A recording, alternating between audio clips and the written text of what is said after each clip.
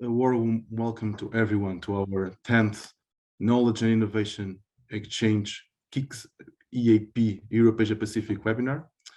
We will start by playing a short video that provides an introduction on our hubs and the work that we are conducting within the overall Knowledge and Innovation Exchange Initiative, which is led by the Global Partnership for Education and the International Development Research Center in Ottawa. So just a couple of minutes for us to look at this intro video from our hub.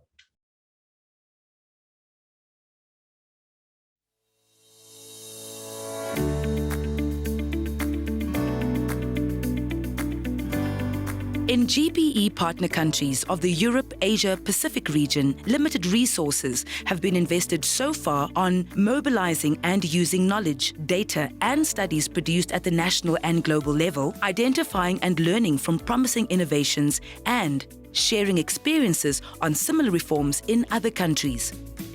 To respond to these challenges, the Knowledge and Innovation Exchange, KIX, Europe, Asia and Pacific Hub connects knowledge by mobilizing global and national expertise for policy research and practice, innovation by identifying and learning from scalable innovations for policy and project design, and exchange by promoting a regional network for peer exchange and learning amongst national experts. The KIX EAP Hub creates opportunities for knowledge producers and users to meet, learn and exchange experiences on what works and what doesn't work in improving their national education systems. The Hub is led by NORAG, with the support of the Global Partnership for Education and the International Development Research Center. It covers 21 countries located in Europe, Asia, the Pacific, Middle East, and North Africa. The Hub's activities are demand-driven and designed to give voice and visibility to key country actors and institutions while supporting them to improve the inclusion, equity, and quality of education systems and accelerate progress towards SDG 4. Which activities is the Hub offering to country participants? Webinars, learning cycles and workshops, regional conferences, podcasts, blog posts and video interviews, digital learning platform, and inter-country visits. Activities are conducted in English, Russian, and Arabic. Interested in engaging in the KIX EAP Hub? Visit us online. So this video provides an overview of our hub's work in promoting knowledge exchange, mobilization, production that serves the overall goal of strengthening education systems, capacity to attain better and more equitable learning. A step forward in this journey of our hub is our webinar today, focused on early childhood education. We are pleased to partner with UNICEF and GPE's Better Early Learning and Development at Scale, BELDS, who are also part of our KIX community, as UNICEF and GPE BELDS are conducting KIX research on how to respond to the challenge of integrating pre-primary education within education sector planning processes in 5 KIX partner countries, South Sudan, Sierra Leone, Tajikistan, Lesotho, and Kyrgyzstan. The integration of early primary is critical to ensure that we have better learning outcomes and more equitable learning outcomes across the education pathway. So now let's look at how the webinar will be structured today. And I'll ask, yes, for the agenda to be displayed. We'll have a first presentation from Ghazala Sayed, BELDS KIX Project Coordinator at UNICEF, and Joe Akis, ECE Specialist, also UNICEF, introducing the BELDS approach to advance access to quality early learning through education sector planning. This first presentation will be followed by 5 minutes of Q&A, which is going to be moderated by Marina Giroux-Frotté, our KIX EAP male focal point. Then we'll have 3 different presentations where we will be touching upon country experiences from Sierra Leone, Tajikistan, and Kyrgyzstan. From Sierra Leone, we will have Melody Martin, Assistant Director of Pre-Primary and Primary Education, Ministry of Basic and Secondary, Senior Secondary Education of Sierra Leone, and Mesey Tucker, Education Officer from UNICEF Sierra Leone. Then after a Q&A, we'll have Jamshed Kurbanov with the telling of the country experience from Tajikistan. Jamshed Kurbanov is Education Officer at UNICEF Tajikistan. Finally, we'll have the country experience from Kyrgyzstan with Dr. Chinara Zhumaglova, Early Childhood Development Officer at UNICEF Kyrgyzstan, providing us her experience. We'll have a longer Q&A, and then we'll have the closing remarks by Professor Gidersana Ramsey, Director of NORAC and Director of the KIX EAP Hub. So I hand it over to Ghazala Sayed and to Joa KIX to start our webinar. Thank you.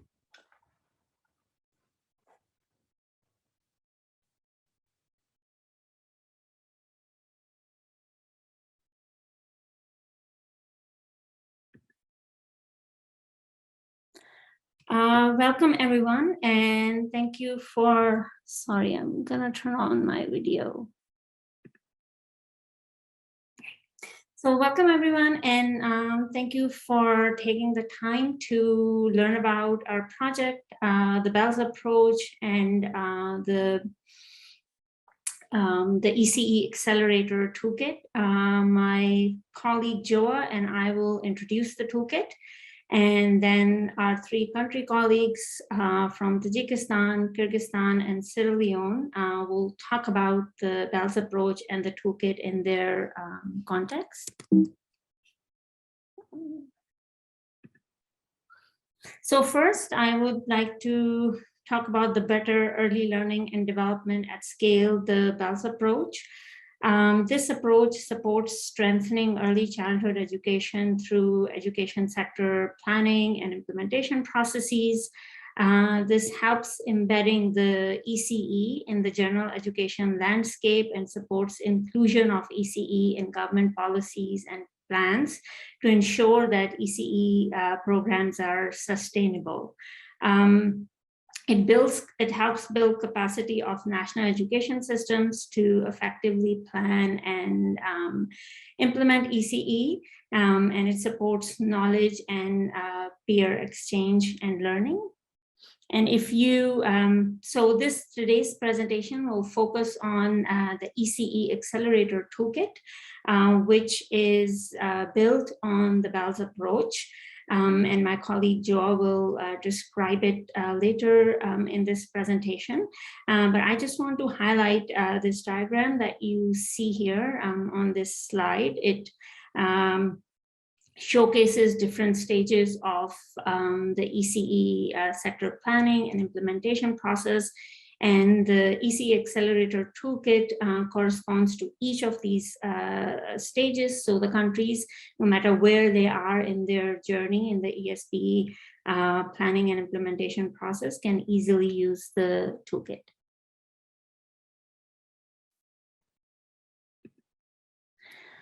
So our project, the KIX BELDS project, it aims to scale up and expand the BELDS approach and the use of ECE Accelerator Toolkit.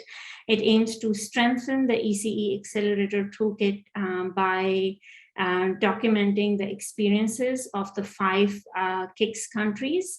The 3 of them are new cohort of countries, Sierra Leone, South Sudan, and Tajikistan, where the aim is to strengthen and enhance the BELDS approach and the toolkit. And we continue to engage with Kyrgyzstan and Lesotho, who were the original BELDS pilot countries. And there, the aim is to document the implementation of the ESP, the monitoring and evaluation and sector review processes.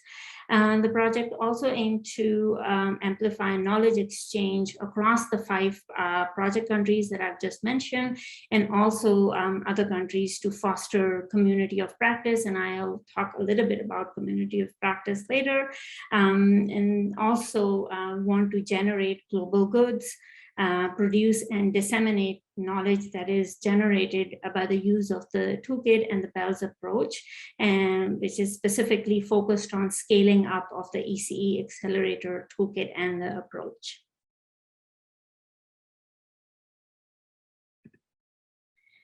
So specifically in the EAP hub, the two of our project countries are Kyrgyzstan and Tajikistan, and you will hear from them a little later.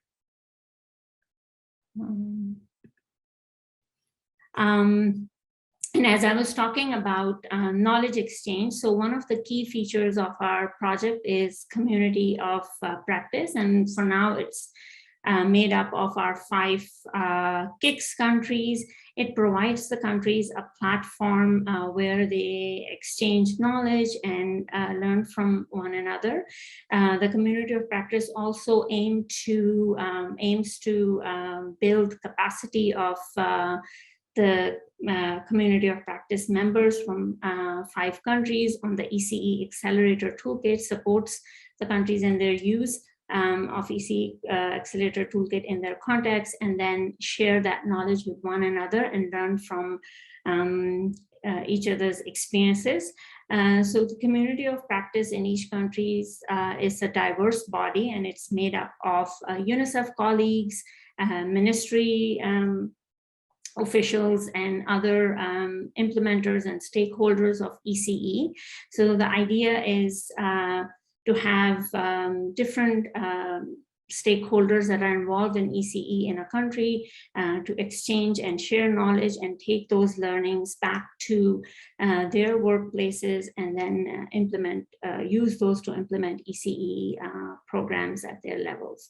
So now I will hand it over to my colleague Joa, who will specifically talk about the ECE Accelerator Toolkit. So Joa, over to you. Thank you, Ghazala.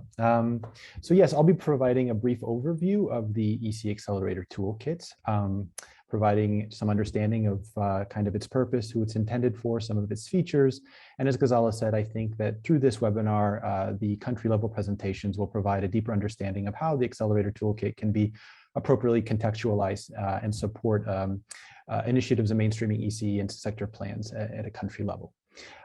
So globally, as Ghazala also mentioned, the Accelerator Toolkit is founded on the BELDS initiative and is aimed at really strengthening subsector planning and strengthening the integration of ECE into education sector plans. This is a UNICEF presentation, but important to highlight, this is not a UNICEF tool. The Accelerator Toolkit was developed with UNICEF and GPE, and actually a reference group of almost 50 members, including INGOs, think tanks, and academics, and really leaders globally of those that work in the field of early childhood education. There's a few assumptions when using this toolkit. The first is understanding that not every country is at the same phase of education sector planning. Some countries might be starting, some might be in the middle, some might be in the end. So this tool is flexible and it's able to be used at really any stage of the education sector plan. And it also assumes that there's some level of interest and engagement in ECE at a national level.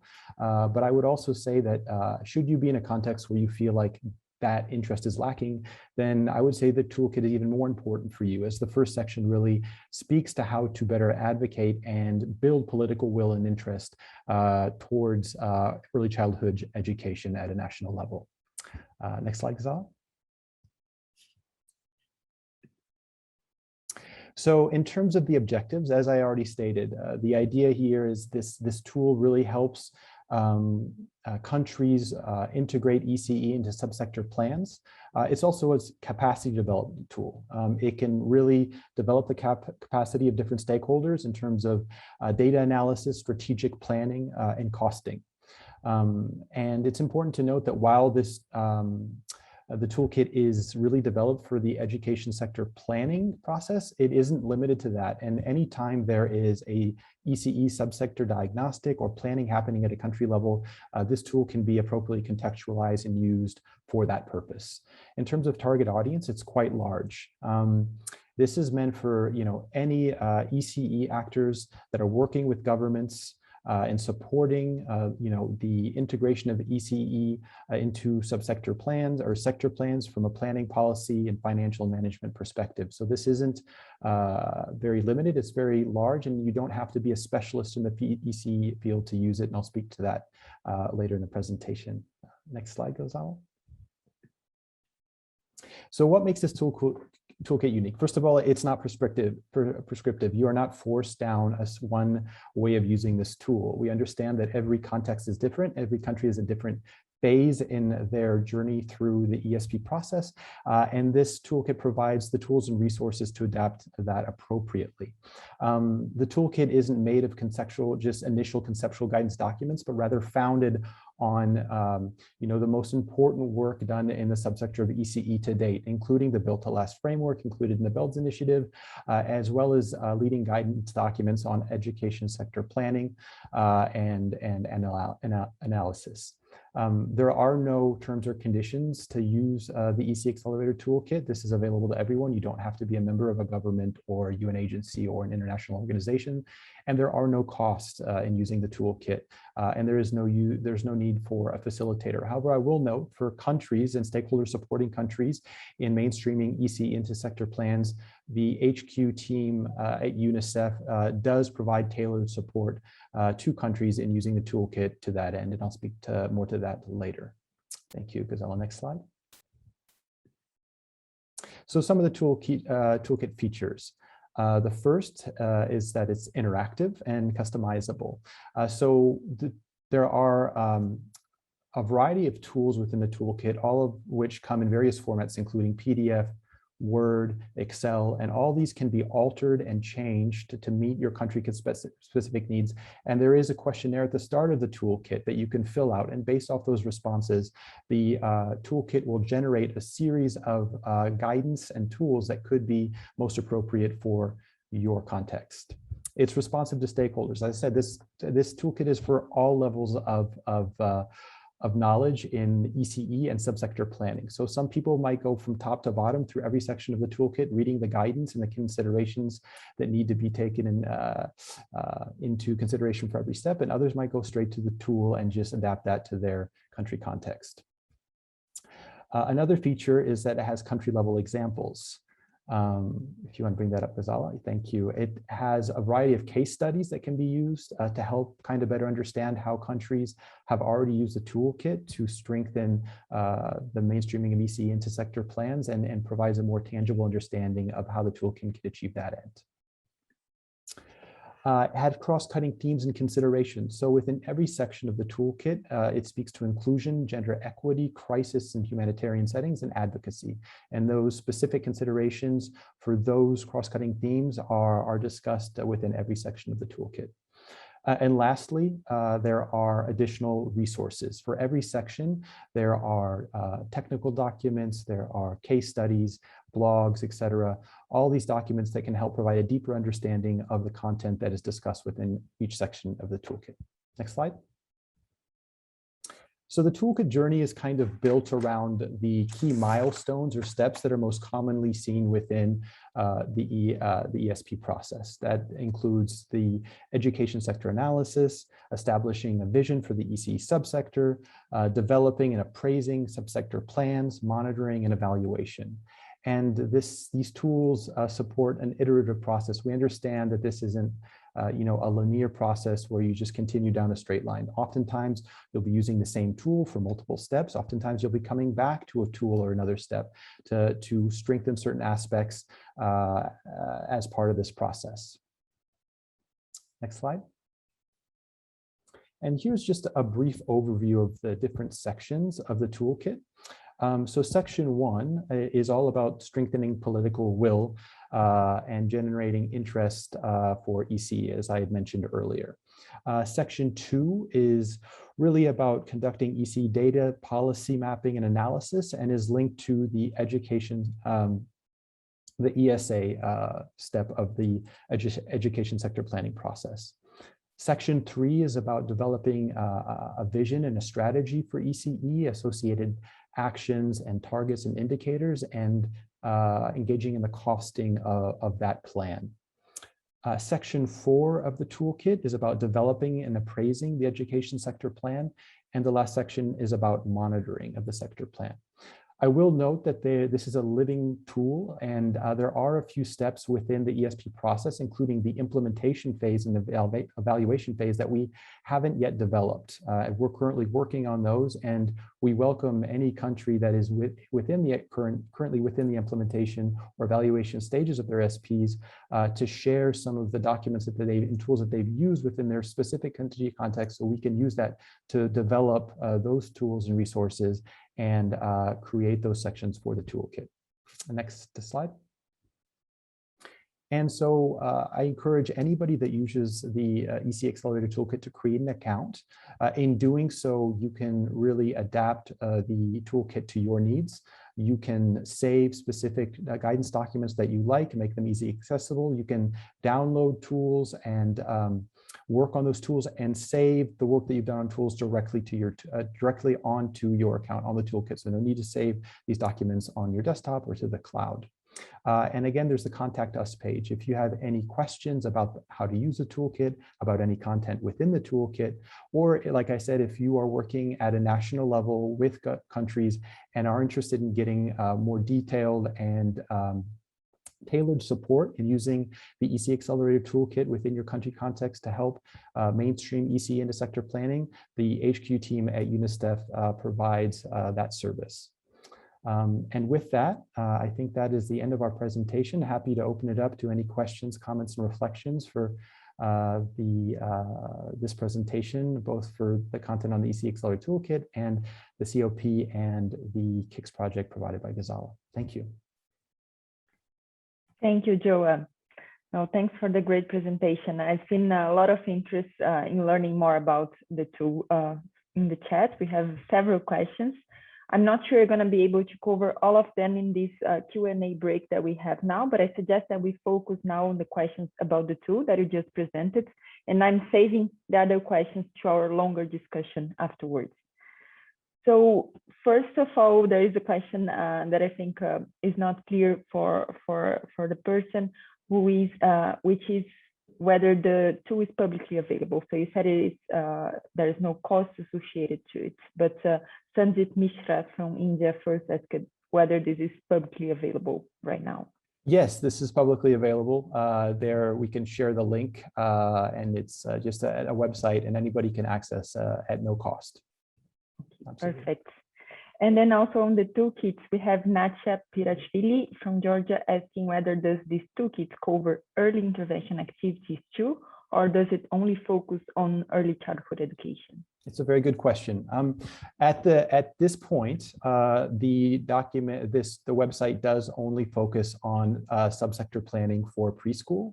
However, I will note that within this tool, there is a link to the Built to Last framework, which is one of the tools within the toolkit that does cover family engagement and does speak to some of those issues for early learners. But generally, this is focused on preschool age children only. Yes.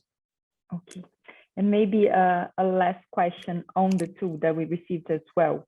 So does this toolkit also talk about the process of transition about ECE and upper grade education?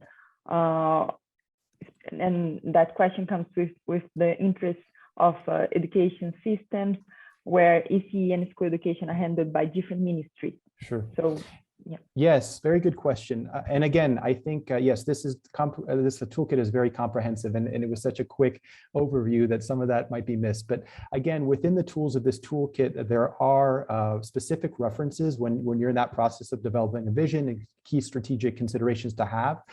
It does have specific questions to think about that linkage with the primary sector and seeing how you can ensure that that linkage is made. And that's all part of the Built to Last framework and a series of questions that are within the Built to Last tool in section 2 that speak concretely to that. Yes. Perfect. So I've seen that we have 2 participants that just raised their hands. So if you don't mind, we'll go back. We have more time for a longer discussion on the topic after our next presentations. We want to hear a little bit about how this tool was applied in a few of the countries that we have here today. So if I may give the floor for our next presentation, and Mahmoud and Serhi, we'll go back to your questions after. If you want to include them in the chat, that will be easier for us to control them and call you back for our longer discussion afterwards. Thank you. So without further ado, let me give the floor to Melody, Martin, and Massey Tucker to share with us a little bit the experience with the tool in Sierra Leone. Yes, and thank you very much, Marina. My colleague Melody is experiencing challenges with joining, so I will have to present. Yes, Ghazala. Can I share my screen? Yes, please share your screen. Okay.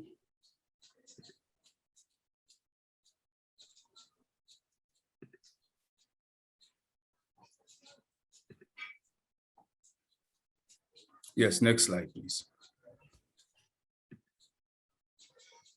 And so this is the content of our presentation. This is the setup, and that we'll be going through briefly. And we'll take a look at the ECE and the subsector, and then the introduction, our experience, the draft chapter that we have just produced, and developed the lessons that we have learned. Next slide, please. Next slide, please. Okay, and I would like to begin by giving a brief overview. Previous slide, sorry. I would like to begin by giving a brief overview of pre-primary policy and status and access rate in Sierra Leone. This, okay, yes, this slide. Yes, this is the slide. Okay, and as you can see, no, the previous slide. The one on the thank you, yes, this one. So as you can see from the slide, the Sierra Leone Education Policy 2010 states that preschool education is for children aged 3 to 5 years, and it shall be free and compulsory. However, as you can see on the slide, the gross intake rate is 23.4%. And this indicates that most children aged 3 are not really attending preschool. The gross enrollment is at 19%, with 52% of these being girls. Overall, and this low rate reflects the limited capacity of the education system to cater for pre-primary school age population. Low rates are also attributed to the concentration of preschool in cities and urban towns compared to rural areas. In Sierra Leone here, preschools are mostly concentrated in cities and then peri-urban areas. Very few preschools that you find in rural areas. So the 2020 education sector analysis also shows very low government provision of compulsory and free primary education. Next slide, please. In terms of, based on, as you can see from the slide, in terms of pre-primary governance and financing, it is the responsibility of the Ministry of Basic and Senior Secondary Education. And the ministry leads with planning, implementation, monitoring, regulation of pre-primary education in close collaboration with partners. At present, 7 tertiary institutions provide pre-service training in early childhood education, and while in-service teacher training is mostly funded by development partners. 2% of basic education budget is allocated to pre-primary education. And at this point, it is also worth noting that 53% of pre-primary children are enrolled in preschools that are not approved by government, and 67% are enrolled in schools that do not receive financial support from government. The percentage is very high. And however, the Ministry of Basic and Senior Secondary Education established the ECD unit, Early Childhood Development Unit, and this unit leads with the planning and implementation of the pre-primary education and intersectoral coordination established. For us, we believe that the lack of financial support to primary schools has important implications regarding the quality of preschool education services. Next slide, please. I will now briefly speak about the KIX BELDS project that we are implementing in Sierra Leone in collaboration with the Ministry of Basic and Senior Secondary Education. The KIX BELDS has 2 objectives. One is to integrate the early childhood education systematically into the ECE ESP process, and then build capacity of national education systems and processes. Next slide, please. Next slide, please. So, and here are the expected outcomes of the BELDS project in Sierra Leone. Previous slide, sorry, Gazala. Previous slides. The expected outcomes, please. So, and while this slide is coming, examples from other countries provided in the ECE Accelerator Toolkit guided Sierra Leone in establishing the technical working group and shaping the terms of reference for this group. Yeah. Additionally, the use of the tools in the ECE Accelerator Toolkit help in identifying challenges, strategies, and activities that shape the ECD and pre-primary education chapter of the ESP, which is currently being validated. This we'll discuss shortly in the next presentation. Next slide, please.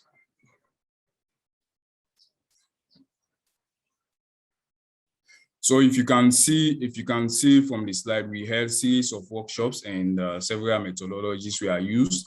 The above methodologies were to ensure collaboration and maintain attention of participants, foster cooperation and sharing of ideas by workshop participants.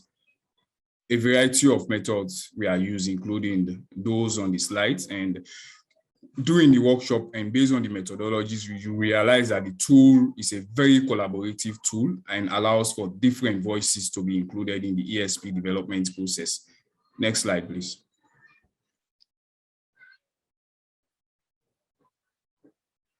So as you can see on the slide, the use of the tools, these tools and data sources allowed for reflection and critical thinking through the issues around pre-primary education subsector and how these can be addressed by all stakeholders.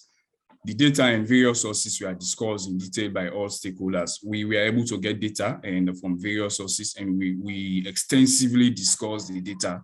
And everyone who participated in the workshop, we are involved in those discussions. Next slide, please. And these are our achievements, and since we started this journey, and one, we have been able to set up a 15-member early childhood education technical working group. And the technical working group creates an enabling environment and for pre-primary education by strengthening the following 4 aspects of the subsector: 1, policy and legislation, financing, ministerial leadership, and capacity. Public demand, which is the final and responsibility of the ECE technical working group. So far, we have conducted 6 workshops and with the PPE, pre-primary education technical working group, since April and on to October, during which we have various tools in the ECE Accelerator Toolkit that we are piloted. We also did a joint advocacy for pre-primary education to be included in the government agenda.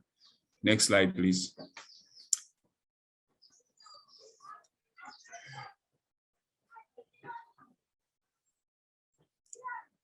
And if you can see, I think we should go, it should be the previous slide, the outcomes and the expected outcomes.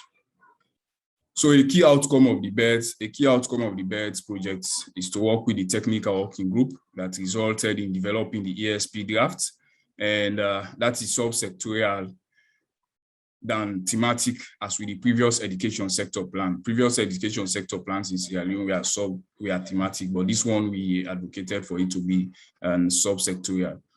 So overall, our goal of the draft PPE chapter is to increase access to quality pre-education for all children, especially the most marginalized. Next slide, please. So the draft chapter of the pre-primary education was built around the 5 core functions and enable environment factors that make a strong pre-primary subsector, built around 6 thematic objectives with strategies and activities to address them. The 5 functions came from build to last framework and pre-primary subsection analysis, and the toolkit supported the development of a comprehensive ECE subsector plan. The experience, of course, I must say, of using the toolkits is being documented in a case study. Next slide, please.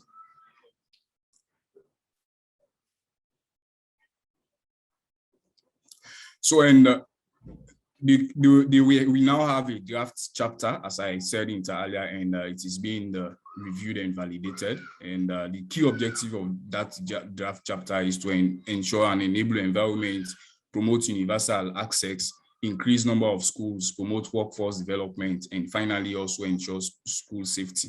Next slide, please.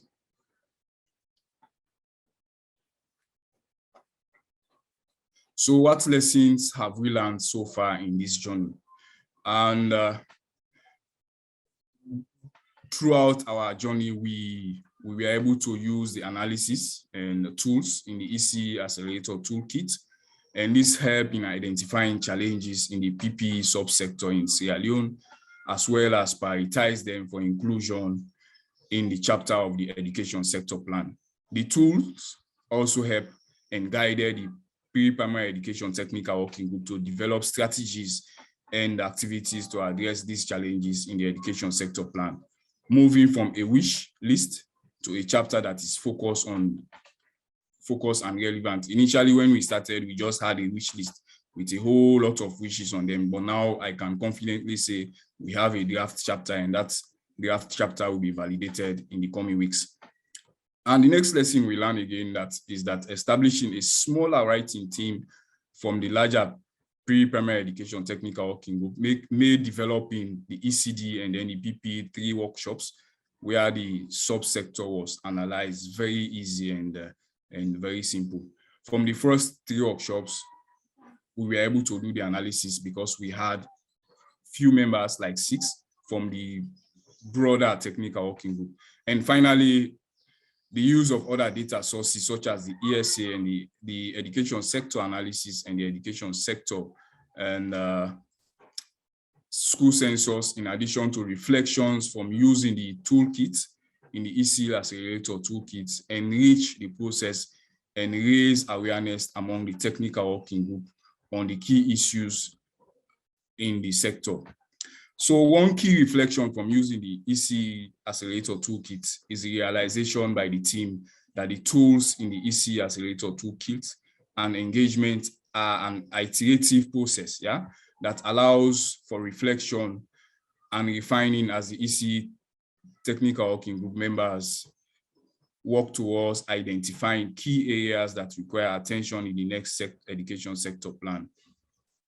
And we noted that the process was very much iterative. You can log in and log out at any time, and it will save your progress so far, and you will have the opportunity to come back to where you stop.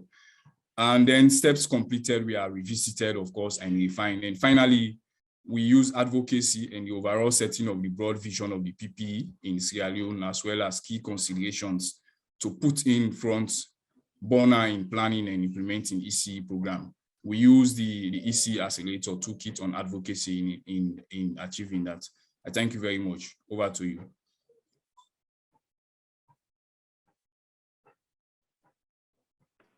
Thank you very much, Masi. Thank you. It's really interesting to see how it's been applied in practice as well, and how it relates to the issues you're addressing in Sierra Leone. So it's interesting to see how it can be contextual as well from what we learned previously. So I welcome all participants to include their questions in the chat. In the meantime, I suggest that we look at a question that was sent out previously from Keira Ben-Mustura.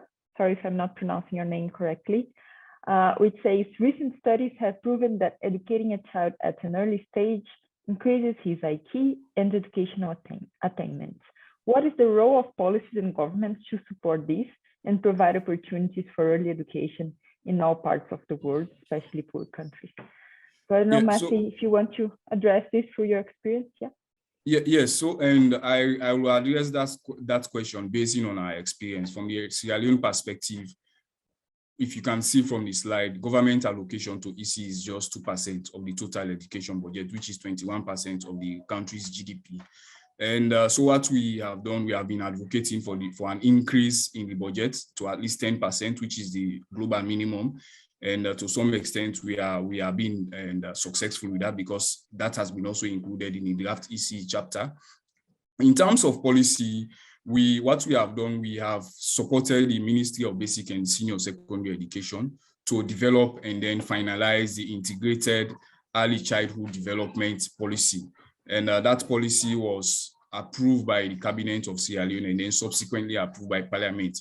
As we speak, a costed implementation plan is being developed.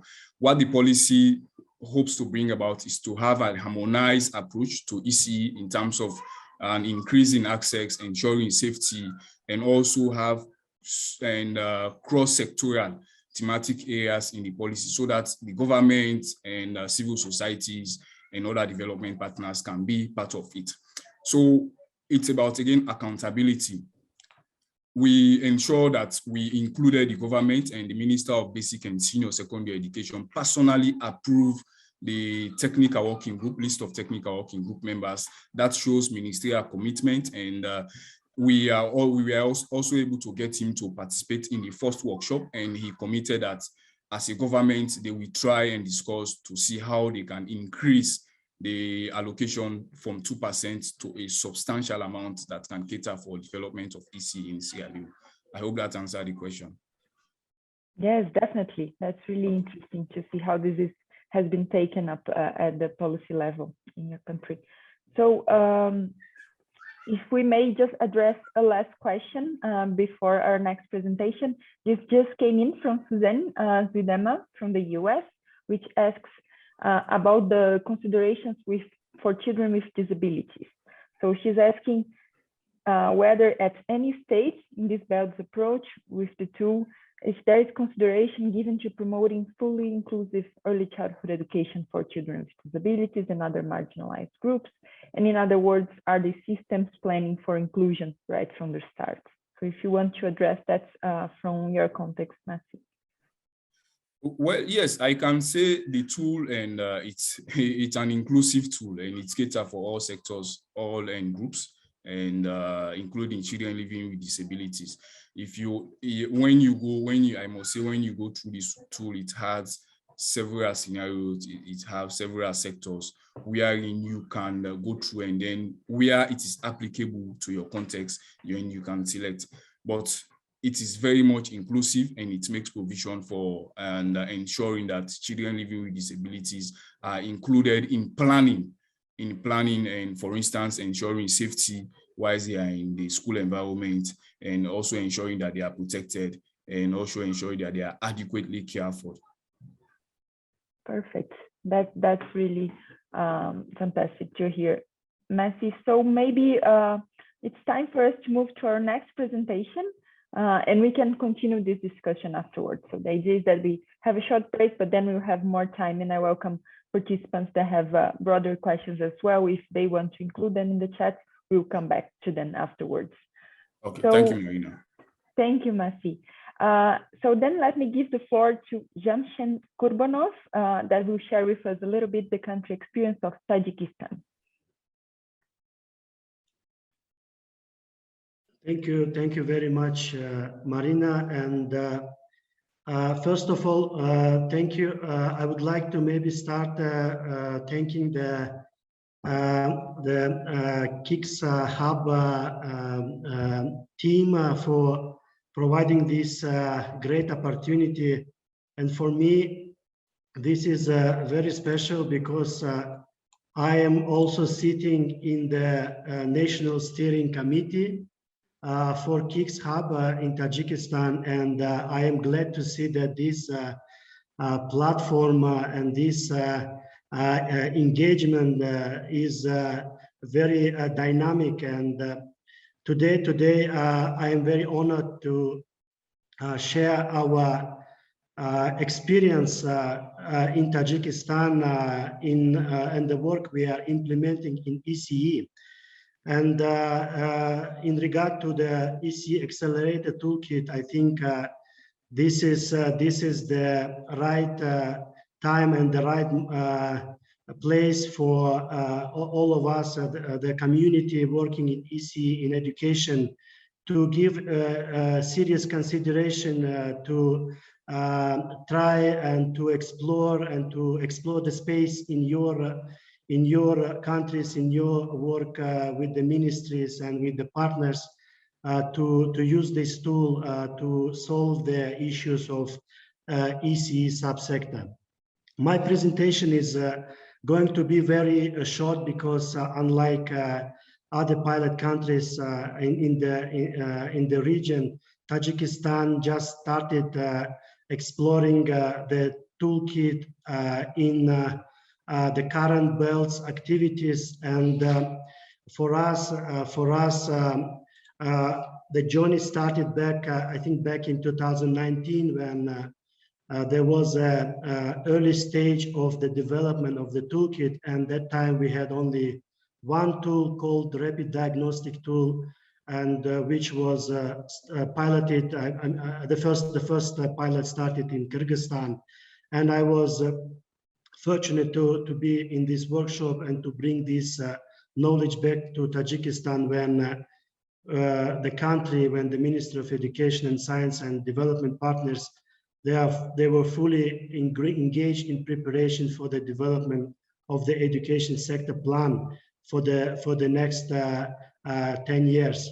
I think for us in Tajikistan, this toolkit is going to address key challenges we are facing, key bottlenecks we are facing at the local level in terms of planning, in terms of budgeting, in terms of community engagement. And with the toolkit, we are expecting to find space in our policy dialogue with the local government, with the stakeholders in understanding what needs and what priorities we can address in order to accelerate results for enrollment children in early childhood education. Before I go to the main topic of my presentation, let me give you a very quick overview of where early childhood education stands in Tajikistan, and I think we are the lowest. We are the country with the lowest enrollment of children in ECE in the region, with only 15.9% of children of age 3 to 6 receiving basic early childhood services in limited models, using limited models mainly provided through the models inherited from the Soviet time, and of course from what we see on the screen, we are far from achieving our national targets, which the Ministry of Education, together with the development partners, have defined for the next 5 years and for the next 10 years. But why I'm sharing this screen and this information is because these targets we identified and we defined for the country was possible due to effective prioritization of ECE in the education sector planning. And that process started back in 2020 when we, together with the technical teams, we were using these tools to answer the key questions for the ECE subsector and understand the needs and the priorities across these 5 key functional areas which the tools provides. And I think for us, for the technical and for the policy people in Tajikistan in education, this was the useful exercise and useful toolkit to understand where we should take our ECE efforts in the next 10 years. So for the past experience using the tools, I would refer to the year of 2020, which I already mentioned, when the ministry was engaged with the education sector planning.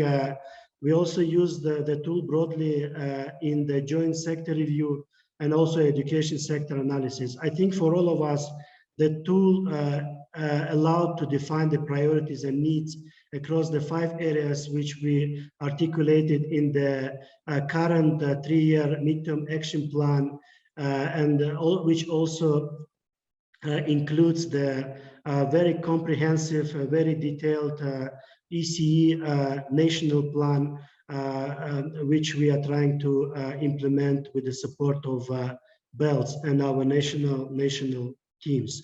Another area which we found very useful with the tool was the analysis to understand the progress towards the key performance indicators we defined in our midterm action plan for ECE.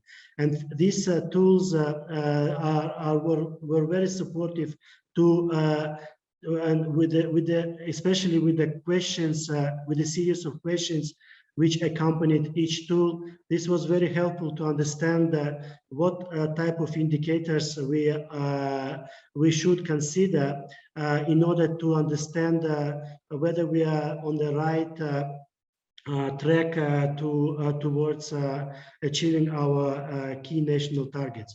And of course, within this process, it was a good opportunity for our ECE stakeholders and the broader stakeholders in education to build their capacity to strategize properly, to prioritize properly, to understand the overall governance of ECE and overall advantage of the tool towards effective implementation of ECE strategy for the country. So this was basically my experience, extensive experience. We used the tool back in 2020, and with the current project under BELDS. So we are again, we are exploring.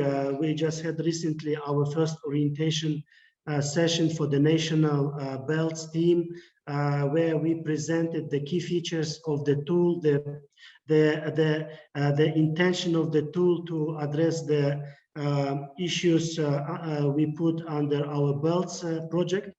And I don't want to go into the details of our project because this is too heavy and this is very country specific and very relevant to the work we are doing. But I would like to say that in this process, we are trying to intervene with the local decision-making process. And this will be mainly around strategic planning and prioritization in the district development plans for ECE subsector. This will be also our efforts to increase and improve the efficiency of domestic financing for ECE using the local budgets and the family budgets. And it will be also related to the innovative blended financing for ECE using per capita financing and public-private partnership. So all these areas which I listed in, we can find under the sections of the toolkit, and we can also find the simulation models we can use and the resources we can use, which can be also customized and which can be also adapted to the country context to answer the questions we are putting in our work. And maybe to finish my presentation, I would like to go through the 4 sections which we in Tajikistan find useful and which have potential for BELDS to be used in our work. And these sections are mainly looking into the effective data management, effective policy mapping and analysis. We will be also trying to understand how the tool can support the development, the strategies at the local level, including planning and budgeting, and also the costing of these strategies, which is also very important for us to catalyze the financing of the subsector from the local budgets. So we also are interested to understand the section number 4, which will be which will allow us to use the toolkit to operationalize the strategies we develop at the local level. And again, the key, I think the key area remains for us is the data we extract from EMIS system on ECE. So how we can improve the upstream and downstream reporting of this data across key performance indicator we define in our midterm action plan and beyond, because we are talking about the longer timeline for the overall national development strategy.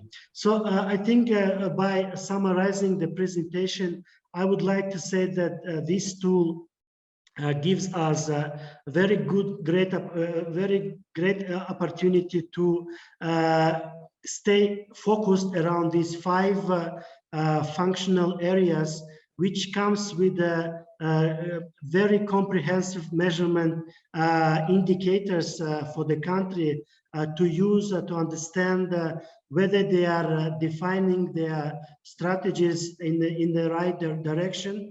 And I think this is very important for us to keep in mind that the resources the tool contains, they are really supporting the policy dialogue.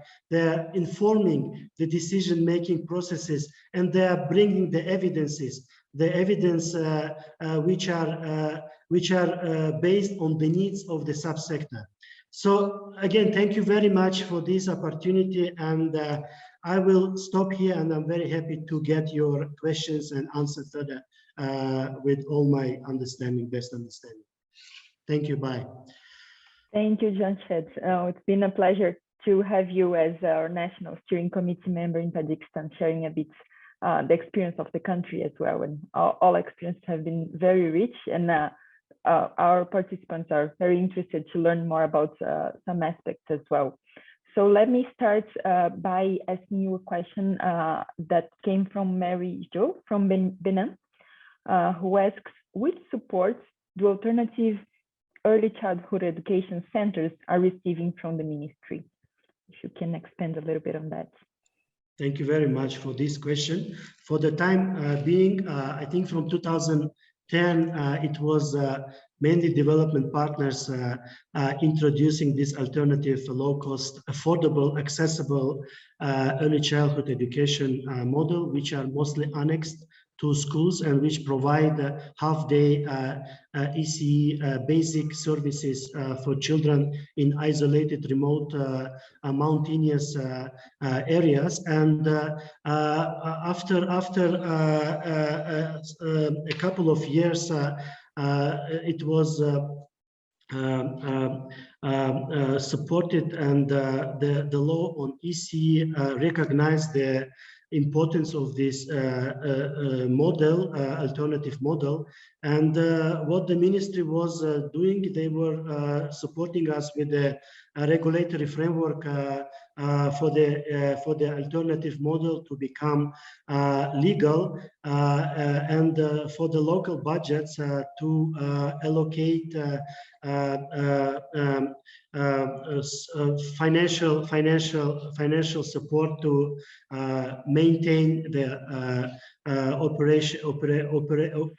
the functioning of these ECE centers. This is mainly the salaries, the teaching learning materials, the utilities, the maintenance of the classroom, and I think from that year, when the development partners established around 300 ECE centers, the ministry, with the support of the local government, they added probably 1,400 additional ECE centers across the country, and this number is increasing every year. And with this political will, with the political support and with the policy support of the Ministry of Education, this ECE model became widely used by the local government, by the communities, to ensure children, deprived and vulnerable communities, disadvantaged communities can have access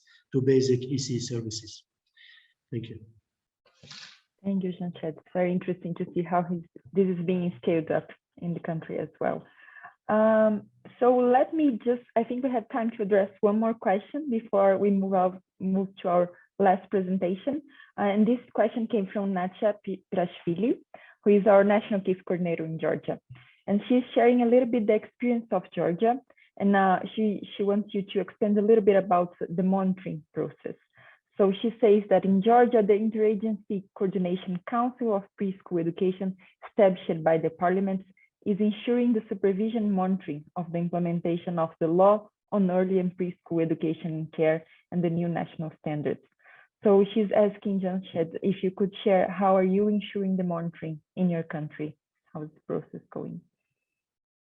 So for the monitoring, of course, there is a structure under the Ministry of Education and Science, and they call themselves the Quality Assurance Unit under the Ministry of Education. And this unit is mainly involved in the process of monitoring and we also link it to the assessment of the learning outcomes of preschool age children. So this is where now the monitoring happens.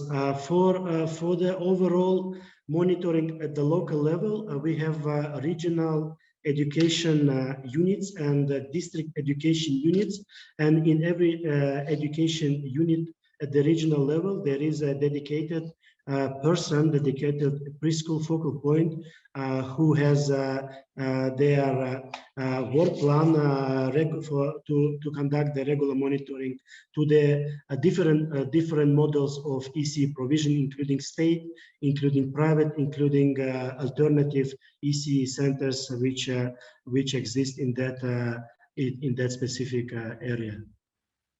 I don't know if I answered this question. Huh? You did. It's all clear.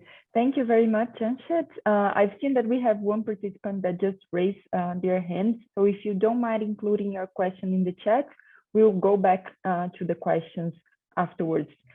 I'll now give the floor to our last presenter of today, Dr. Shinargu Sumugalova. I hope I didn't pronounce your name too badly. Who will share. And Shinargu will share her experience from the context of Kyrgyzstan. Shinargu, the floor is yours. Thank you very much, Marina, and hello, colleagues. And I'm very pleased to present today the experience of Kyrgyzstan of working under the BELDS project and using the moving to the KIX project. And today, I want also to mention that we were privileged to be one of the pilot countries among other four, the first countries who piloted this tool in the country. And exactly at that stage, we were on the stage of developing our education development strategy for next years, let's say till 2040.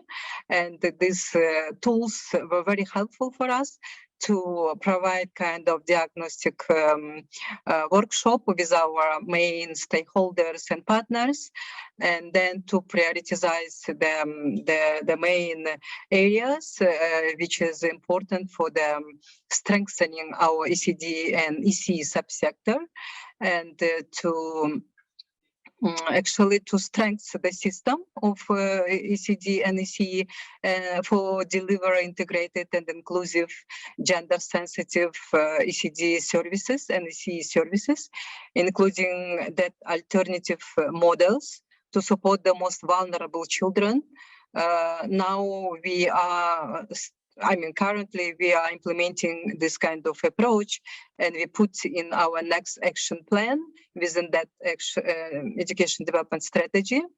And these were with big thanks to these tools we used.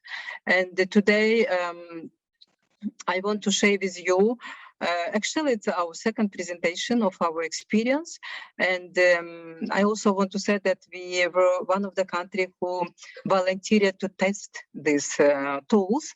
And on stage of testing, we provided kind of recommendation from our partners how these tools can be changed in order to be useful for the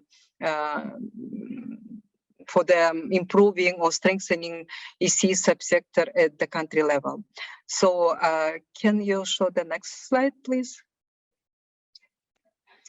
With support of BELDS, the last 2 years, situation analysis of preschool education in Kyrgyzstan were conducted using these BELDS tools, whereas just recently my colleagues from Tajikistan, Jamshed, shared the information about tools, and thank you very much for that. I will do not spend time for that also, but the tools include kind of instruments for providing diagnostic in 5 main areas. And using these tools, we had a good situation analysis and be well prepared for the for providing support to the Ministry of Education on set up priority for the ACD subsector. Also, with the using these BELDS instruments or tools, the coordinating committee was created under the Ministry of Education and Science of the Kyrgyz Republic to develop strategy for development of education 2040 and the action plan for the 3 years using these BELDS tools. And also using the BELDS tools, the analysis of financial of preschool education were conducted. Actually, we had that was the first time when this kind of analysis of financing were conducted for the preschool subsector, and we had a very good summary of this analysis or brief, and we call it kind of advocacy brief, which were presented to our partners, and now we're using this all findings from that analysis for let's say support both finance staff on planning and monitoring, spending and reporting mechanism of financing for existing finance for the ECE subsector. And actually here I want to say that we have a good, let's say, about 10% of budget we have for the ECD subsector, ECE subsector. It's good actually, but the matter is how we spend this money, how we spend this existing money, how we plan it, and how we report. Actually, when this budget planning and the planning on the planning stage, they are doing kind of program based, but when they reported, they just reported on the process, not result oriented. So on these issues, we also are thinking how we can support on efficiency and effective financing in ECE. And here we conducted national training for the national education staff, and how they can collaborate with the Ministry of Economy regarding the population of young children, regarding the school teachers in terms of salary and etc. And also with the financial support of BELDS, advocacy paper, as I told, were developed and disseminated, and now we are working with this paper in order to strengthening efficiency financing in ECD subsector. Thank you. The next slide, please. As I told, that now we are also very lucky to be a part of this KIX project. And within the KIX project, the strategy for development of education 2040, an action plan were finalized. Here we use the Toolkit number 1-2 conceptual framework. And here, with support of these tools, we were able to lead the ECE subsector and to support, to be sure that the ECE subsector were highlighted in the education sector and action plan, and it will support to quality preschool education and preschool services in the country. And also using the KIX toolkit, we developed a country work plan, KIX country work plan, which clearly linked to the action plan, national action plan, and this work plan were agreed with the Ministry of Education. The national coordination KIX, based on the Ministry of Education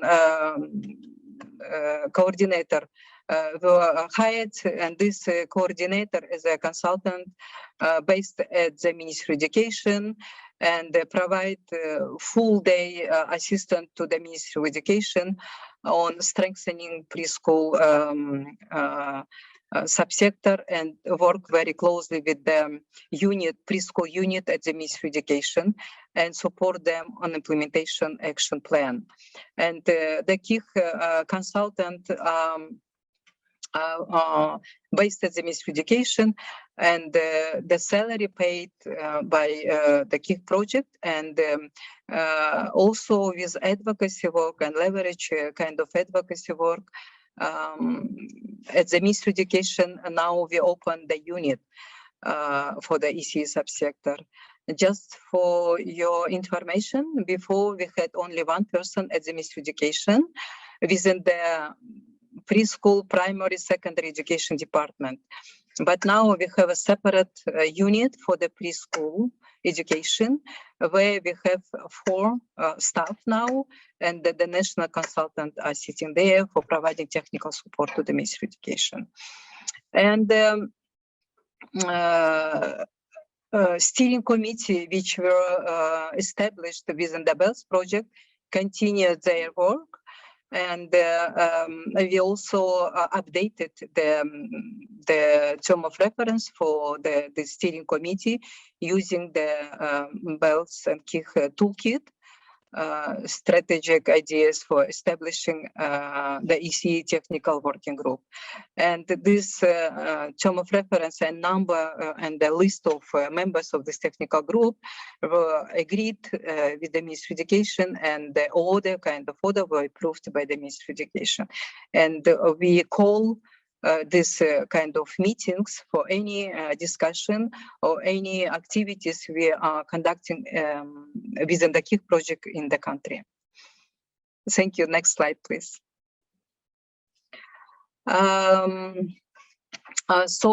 Currently we are working on developing per capita funding formula for the preschool education. And kind of results or data from our analysis of financing of preschool education are also taken into account, and very much help us the toolkit 3.3 like tips, checklists, and examples. Here we are using ECE. We are now translated into Russian and share it with our technical group and our national consultant on financing.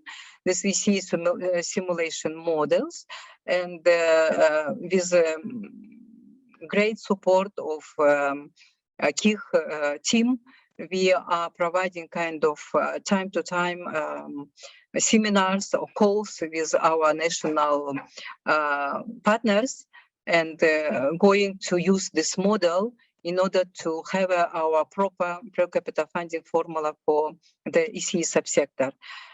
Also, I want to mention that before, with support of GPE, the World Bank project implementation unit under the work plan project and UNICEF developed this kind of per capita funding formula for the ECE subsector, but Ministry of Education were not so happy with that formula, and they approached UNICEF to review it based on this analysis and to propose the new formula. And that's why it's very timely to have this kind of toolkit and provide this technical support.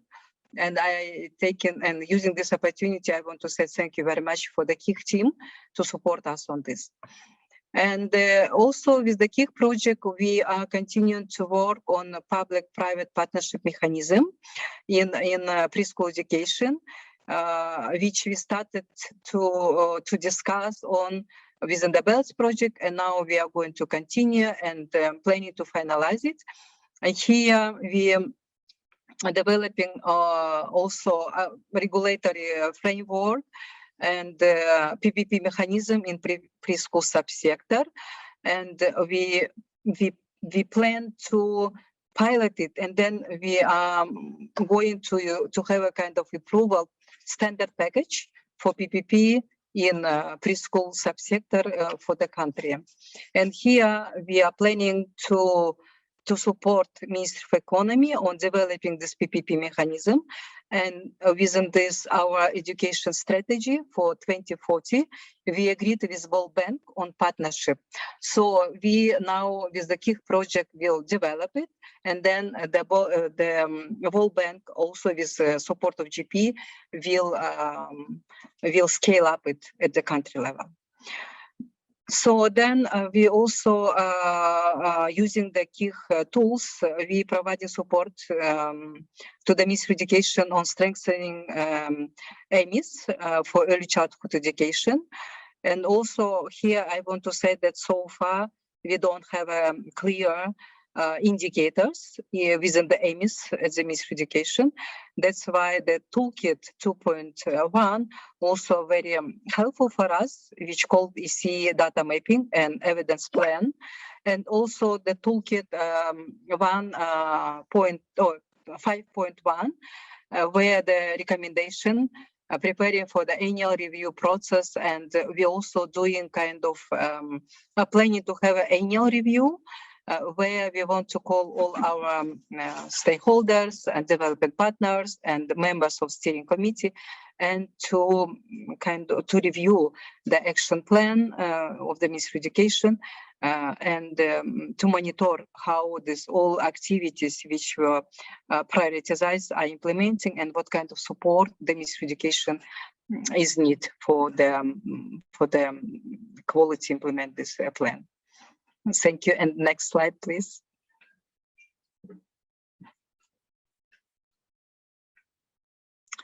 Yeah, here I want to say about that we are planning, as I told already, we are planning to conduct end-year review, how the plan is implementing, and this findings from this review we are going to present to the Ministry of Education, since Ministry of Education developing their annual work plan each year within this 3 years plan. And here we can, based on our that kind of monitoring, to propose some activities which will help to be on the right way on with the implementation action plan. And we continue to provide technical support to the Department of Preschool Education, the Ministry of Education, and will to make sure that the ECE subsector mentioned or quality have a highlighted or have a good position within the general work plan of the Ministry of Education. Yeah, thank you. And next, please. Yeah, that's it. And this kind of just a picture for you. to see how our children, parents, and others are involving in our project and are very happy. And thank you very much for your support and collaboration. Thank you. Thank you, Shinargu. Thank you for this great presentation. It's been very interesting to learn about the specific issues of each context, but also how many of them are connected in your experience with the toolkit. Yeah, thank you. Thank you, Shinargu. And we have a few questions that came in the meantime, and a few of them are specific to you. So let me start with them. So we have Zanil Bokombaeva that is asking, when will the per capita financing developments to create a system of inclusive and high quality preschool education be finalized? Okay. Is that clear to you? Yeah. No, thank you. Well, sorry, can you please just Absolutely. So Zanil is asking us, when will the per capita financing development to create a system of inclusive and high quality preschool education be finalized? I don't know. Yeah, is that clear now? Maybe we can ask Zanil to explain to us a little bit more. Not clear. If I understand rightly, for sure, we want to have this kind of per capita funding for the subsector in order to provide equal opportunity for all children to have access to the ECE and ECD services. And we hope that this kind of formula will provide also opportunity for children with development delay and with disabilities to have appropriate early years intervention and services in order to give them opportunity to develop their full potential from the early years. And also give a right for parents to choose what kind of services they want to have for their children, and inclusiveness and quality and equity should be taken into account. Yeah. Thank you. Thank you, Shinargu. So now let me give the floor to one of our participants who's been waiting to pose his question. So Mahmoud Bashir, if you'd like to pose your question orally, we can hear from you.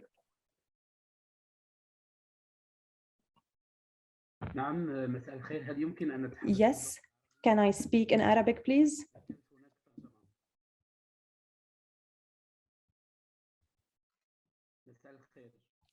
Good evening.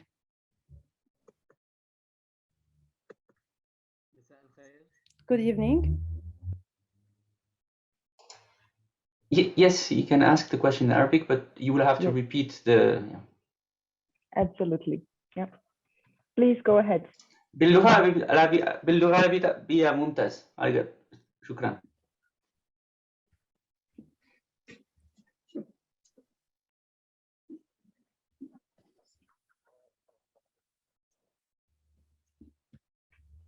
Mr. Bashir, can you hear us? نعم مساء الخير. Good evening. Can you hear me well now? Yes. مساء الخير. Good evening. شكرا للشراكة العالمية. Thanks a lot for KIX EAP for this webinar that provide us an opportunity to have an idea about this project, and I have some very brief questions. Do we have a follow-up for children whom received ECE and the pre-school, and that in order to follow up on their educational levels? And for the toolkit, can we mainstream that in all countries, and how can we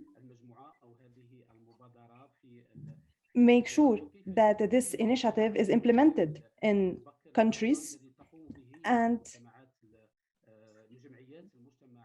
how can we make sure that the ECE projects conducted by NGOs and the civil society can have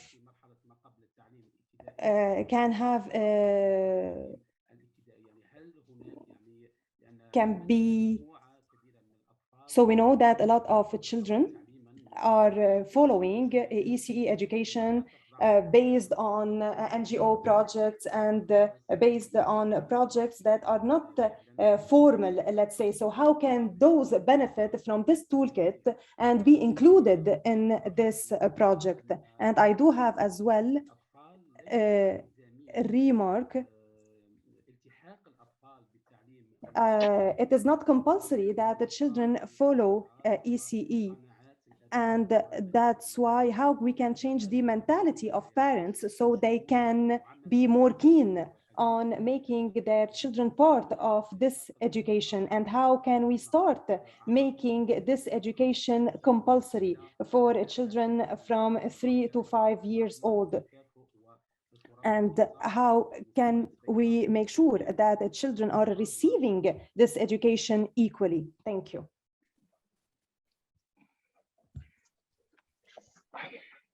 Thank you for your question. And if this question to me, I can answer. And if others also want to add, yes. Margot, just a second. If I may just repeat the question so that our Russian audience can get it as well in the Russian interpretation. Yeah.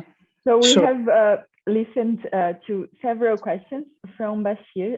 Let me summarize briefly so that we are all understanding what they were about. So Bashir touched upon the points of whether there is a follow-up for children who receive early childhood education preschool in order to follow up on their educational level, so in order to assess their educational level afterwards. And he also asked how the toolkit can be mainstreamed in all countries, and how can we make sure that it is actually implemented in all these countries. And he also touched upon the issue of equity there. How can we make sure it is promoting equity in the countries? And then last question we heard from Bashir was about what to do with early childhood education that is provided by civil society organizations in the country. So we have a lot of NGOs, he mentions, that are involved in the provision of early childhood education in the countries. How is it that this system can benefit from the toolkit as well? And how can we make sure they are not left behind? I hope that was clear for our interpreters. And Shinagu, please, if you can briefly touch upon a few of these points. We don't have much time left, but I would love to hear a little bit your thoughts. And I also welcome other speakers of today if they want to add any thoughts to this.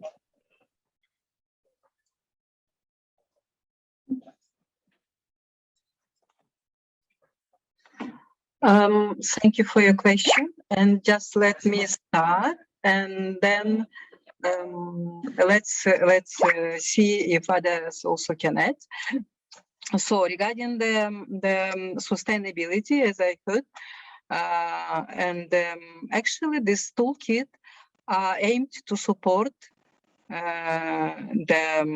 for example, in our case, to support Ministry of Education to strengthening subsector and to be ensured that ECE subsector included in the general education strategy, and to be ensured that it's inclusive and sensitive towards to gender, children with disability, inclusiveness, and etc. So that's why the BELDS project tools provide us or support us to conduct kind of situation analysis in the subsector from different dimensions, as we mentioned here, the 5 dimensions. And based on this analysis, we can find the priority for the subsector. And we have to do it together with the government. And once this priority identified and set up within the education strategy, then the monitoring and evaluation needs to be in place in order to monitor how this action plan and strategy are implemented in the country. And also regarding the NGO, I think the NGO is a good and a big and strong partner for the government to implement. And for example, in our country, we have not in education, but in social sector and the Ministry of Social Protection, we have this kind of like a social contract where they included NGO in order to implement the activities within the plan of that agency or of that ministry. So I think it's also can be one of the way how in your country can NGO work together with the government in order to reach the national goal, because we are here to support the country to reach the national goal as well as SDG and etc. So this all should be in line with the national priorities. Yeah, thank you. Can I just quickly add to that? That's a very pertinent question, and that's what is at the heart of this toolkit is not to have, a lot of the time ECE is on the sidelines and not part of the general education landscape. So the idea behind the toolkit is to take a systems approach, which is to support, as Chinargul said, the government in including ECE in the education sector plan. So once the ECE is included in the education sector plan, the general education sector plan, it becomes, part of government policies and programs, and that's how, it ensures the sustainability of programs. And then based on the country context,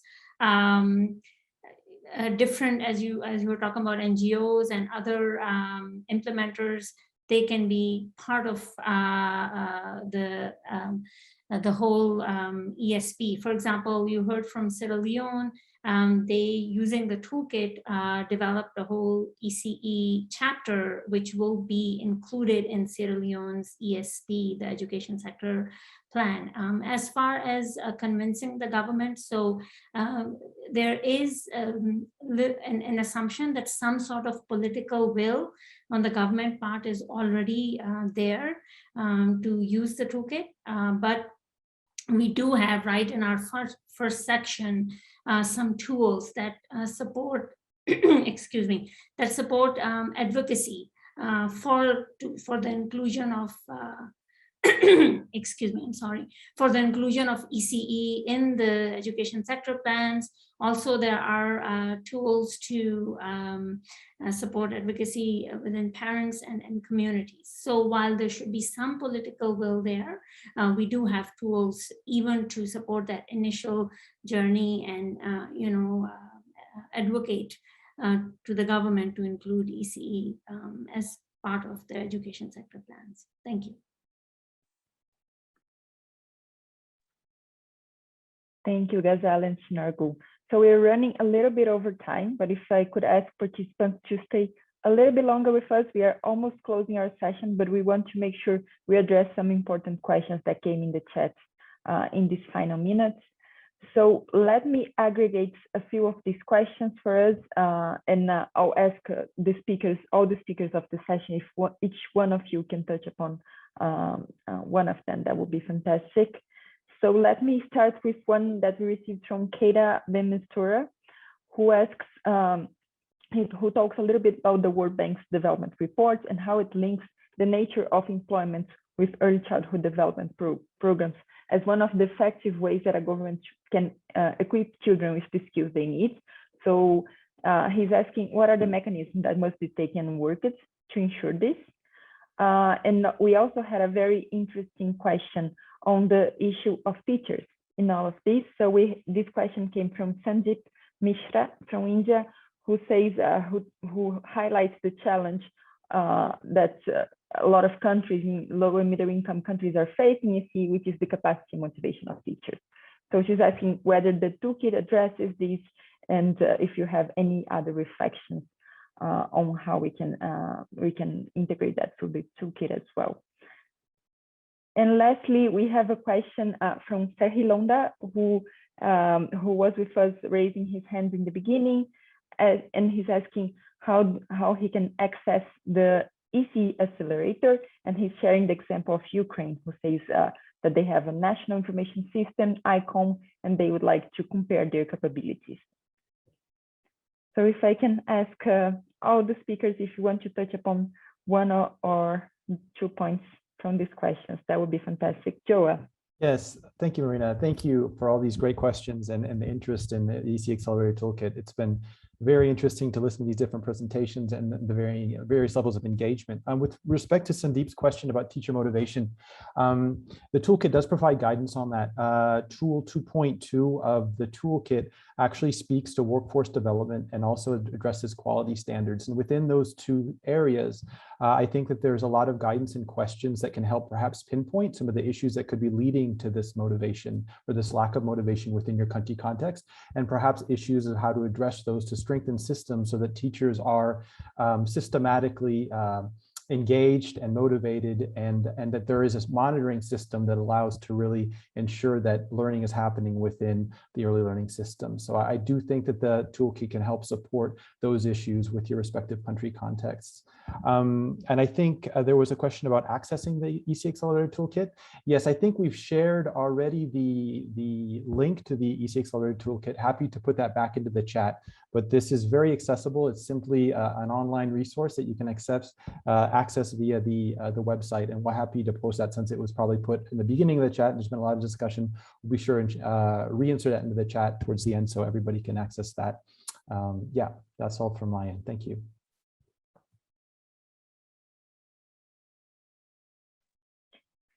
If any other participant wants to add? I think we have very interesting reflections from Joa.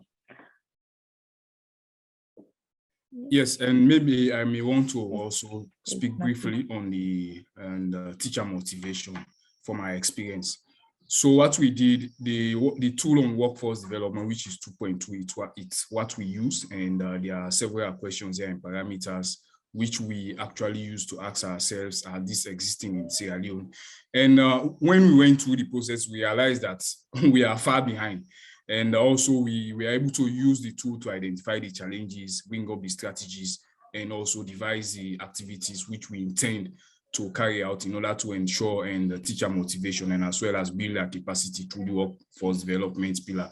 And that has been included in our draft chapter, and which will be part of the ESP 2022-2026 once validated. Over.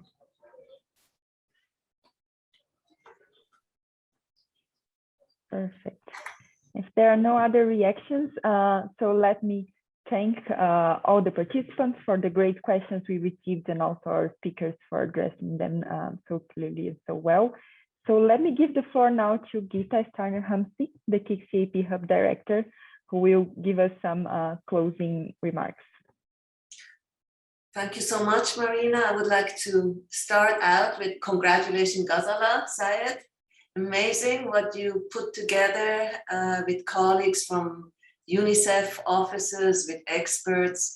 This is the kind of initiative that really brings together research and policy making. And this is a dream come true for many people who are in that interface of using knowledge for making informed political and policy decisions. So it is wonderful to see that uptake at national level. At KIX, and this is the spirit of KIX, we believe that local experts should be involved in the development of these kind of global goods. So it is wonderful that Joa, Keys, and all the UNICEF offices, that they are behind this initiative and really help to involve local experts in developing such a useful toolkit that is really sustainable because it is part of the system. So it was for me a pleasure just listening, and I learned so much listening, and I think this is a wonderful example of what KIX tries to achieve. Talking about KIX, IDRC representatives are here. Margarita Lopez is here, and Sangai Janso. We are very pleased that they're here. IDRC oversees the KIX initiative, both the hubs, the 4 hubs that exist, but also the regional and global grants. They do it globally. We are just one of the 4 hubs, the KIX EAP. We work in 21 countries and cover the 3 languages, English, Russian, and Arabic. So it is wonderful to see all this come together.